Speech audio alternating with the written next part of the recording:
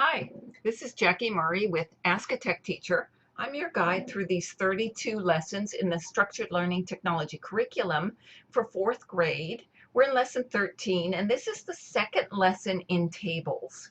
Now, tables are a repeat of what students learned in third grade. They know how to organize information into tables in a word processing program, so you are merely guiding them. You want them to transfer that knowledge they learned last year with a few prodding reminders from you of how it's done, but you want them to do it as independently as possible, because soon you will not be there to tell them how to do things. I'm not sure we even do tables in fifth grade. So it's not a hard skill. You want them to, as much as possible, figure it out based on their prior knowledge. So here are words that really apply, because this week we're going to add the pictures. That's why we get into fair use, format, picture, public domain, those types of words. They already know these also, so you're merely reinforcing what they know. They know how to move the image, but you can remind them. This will be a problem lots of them have. And once you remind them, they'll remember. I think we discussed once it takes 5 times to remember something. So moving images, we're probably well into our 5th time. So most of your students, I think, will do fine with moving images. But tables, as a skill, we're only into maybe the 3rd time. So 4th time, you're good. 5th time, they're teaching it to a neighbor. But 3rd time, they're starting to remember on their own. Okay, so how do tables present information in an organized fashion? So that's an important skill. So if they have information they need to present, are tables a good way to do that? And they should figure that out. Using tables for this, they used it in the past. I think we went into these tables they've done before.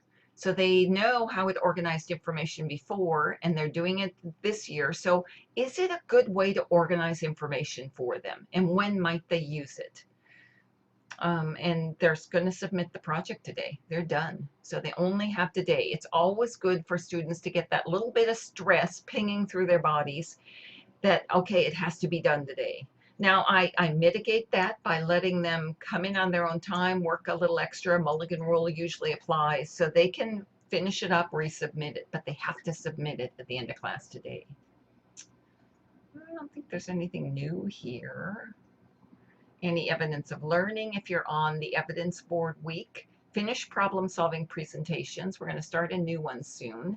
Open the table from last week, and if they have trouble finding it, consider these alternatives for finding it. If they saved it with their last name, it's easy to do a search. If they were sitting somewhere else, they might have saved it on that local drive. But have them go through these before you jump in and start fixing it. If they can't find it, they're kind of stuck. They're going to have to start over, and then definitely Mulligan rule. You're going to give them the time to do that. So they're going to put pictures in the 4th column by searching the internet and finding them. So discuss, review. You've already discussed internet images and what makes them legal. They have to be public domain or under a fair use license, which they have if it's for scholarly purposes. We kind of have a summary here, but it's just a summary, so don't rely on it as the legal terms. But it's a summary of when they can use images for their schoolwork. But it's a fair use license. So anytime they use those images, they want to know they're using it because of the fair use license. They're not using it just because I'm a kid and I'm allowed to. No, that's not why, and they aren't allowed to. So you can also set up safe search settings on their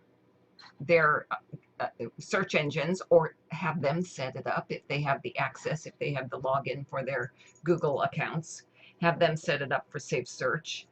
And then it doesn't mean it'll only return safe public domain images, but it will only return safe images. Now, they're going to go on the internet and they're going to search for images, and then they're going to paste them. So, but what's that mean? They're going to copy it from the internet. It copies to the clipboard. They paste it in their document. So what exactly is this clipboard thing? So let me just kind of go through this quickly since we're talking about it. So I'm over here, and let's say I wanted this picture, kind of ecosystems landforms, whatever. So I'm going to do a right click and I'm going to copy the image. So where did it copy to? I don't see anywhere it copied, and students won't either. They're going to go, what's this copy thing that you're talking about? Well, if you're in Word, and I'm going to go back here, and it says preview not available. So it's actually, and it didn't paste either. So I'm going to go back here and show you what happened. When you right click it, it makes it sound like it's going to copy it, and maybe it does for some things, but really what you have to do is click on it and activate it, and then do a right click, and then do copy image, then go back here and paste. And then it's here in your clipboard. This is the clipboard. You find this with this little dot in the corner. You're on the home button. You're under clipboard. If I collapse it or activate it, there's my picture there. So I can go here anytime I want and click here and say, okay, I want this link, and it pastes the link for me. I want this picture, it pastes the picture for me, because it's keeping 24 of those on the clipboard for me. Now, let me go back and copy that again, because I think I probably copied over it. Now, if I go into Google Docs and paste, it pastes it there. But where's that clipboard? There's nothing I can activate to go over, bring it up over here. Well, Google Docs has it under Edit Web Clipboard. It does not show the copies. It'll show it here and here. That's this one. Paste this. I think it's still coming up. But this is, you can see that this one, if I hover over there, that's the one I pasted in earlier. And then these are words, which I can paste as rich text, and it pastes it in. I can go back to clipboard, and I think it's still not going to paste this because it's not showing anything. So it doesn't like that, but it's like that. So, and there's that one. I think it just takes a little longer to get it in this one, but this is your clipboard. It's a web-based clipboard, so it's through all your Google accounts. You have this available, but that is Clipboard. So you want to go through that with students. Let me get back to where we were. You want to go through that with them so that they can see what you're talking about when you're talking about the clipboard. They'll have this in their student workbooks if you use student workbooks, but it doesn't have one for the Google Docs. It has images and it has the footnotes. And that's the next thing you want to cover. Google Docs automatically puts the footnotes in for them, or photos for class if they go there. Those are public domain pictures, but they'll also give you the reference down here, the link showing where it came from. So those are good to know. And if they're not using public domain pictures, this is what they do. They have to put a reference. If that's allowed, it's not always even allowed. So they have to go on the site and find out what the site says for using images. Do they want a link back, which is this link? Do they want credit besides a link back? Do they want written permission? You have to go on the site and find it on there, and it'll tell you. Photos for class, that entire collection you can use with only the notation here. Flickr generally allows that. If you go into their licensing, they say link back. But that's a step beyond what maybe we need to teach fourth graders. I think we get into that a little later, just for your information and to explain to students why it's like this in their workbook.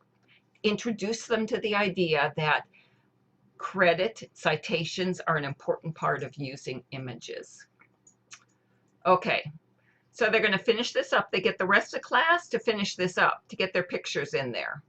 Then they're going to review this table with the neighbor. Make sure the neighbor thinks it makes sense. Is what they're showing for coast, are these coast example, definition, and picture, do those all match? The neighbor's going to look at those and pass you on them. And then make sure it's all on one page. You don't want it going on multiple pages. So you might have to resize pictures to make that all fit. And print, share, publish, save, however you do that in your class. whatever works for you. And then take some notes down here. Was it too much for one class because of all that discussion of images? Or have you talked enough about images, it wasn't a big deal? So discuss that down here. You can take your notes or none, and students, they get to take notes too. Good. So they might write notes. I can't believe I can't use any image I want. Okay, and that's it. All right, guys. Let me know if you have any questions. This is a tough topic. Images on the internet is a tough topic. Tables, not so much, but using what images you can use, absolutely. So let me know if you have questions. Have a great week, and I'll talk to you later.